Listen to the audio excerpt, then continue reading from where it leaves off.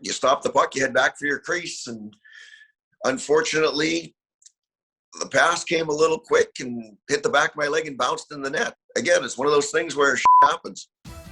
Remember this goal? Oh, they score! Oh, Steve Smith, in attempting to get it out of his own zone, put it in the net. Well, Grant Fuhr does. And it hit Grant Fuhr, I believe, and went in. And he talks about it in this episode of I Was in Net 4. Going into the 1985-86 playoffs, the Edmonton Oilers were literally sitting on top of the world. They were the two-time defending Stanley Cup champions. They had individual players continuing to rewrite the record books, and the team had won the Smythe division by 30 points. And you know what? We had a lot of confidence going in. I think that's the biggest thing is we felt we could win. Right? That was the great thing about that team is we felt we could win every year. So we were obviously riding a pretty good high going into the playoffs.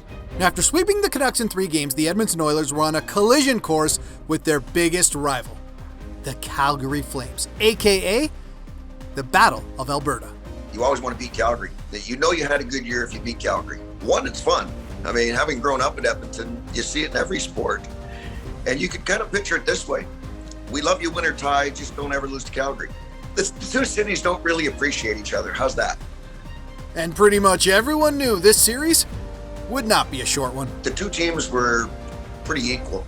So you knew it was going to be a long, drawn-out battle. And every time we played Calgary, for some reason, it seemed to drag on 6 or 7 games. And it showed how good both teams were. It was just going to be a dog-eat-dog battle.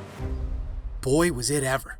The teams alternated wins through the first 6 games, which brought up the 2 best words a hockey fan can hear. Game 7. The Flames scored the first 2 goals of the hockey game. The Oilers responded with 2 of their own. It felt like a heavyweight prize fight, and going into the last round, the fight was even. With the score tied at 2. When this series started, Don, who would have figured that it would go to the final 20 minutes? You have 5 of the best players in the world. You got to like your odds in a 20-minute game.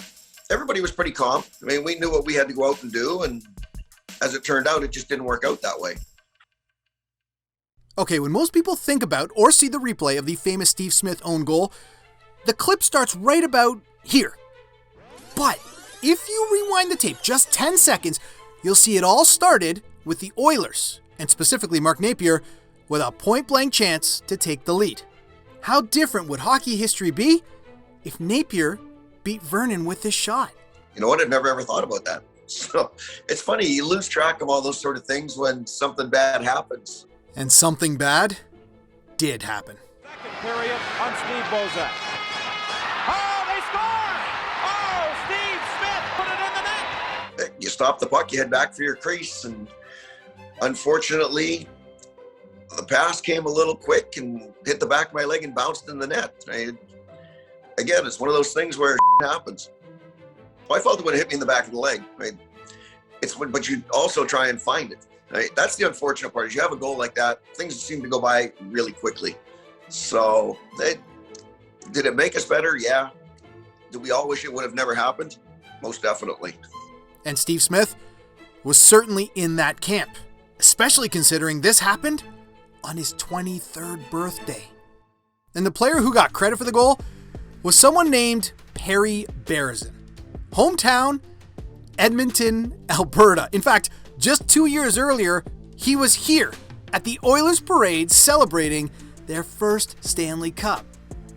To make matters worse, right after the goal, referee Brian Lewis had to go to the dressing room because of an injury, so there was a delay, a pretty lengthy one. The players skated laps.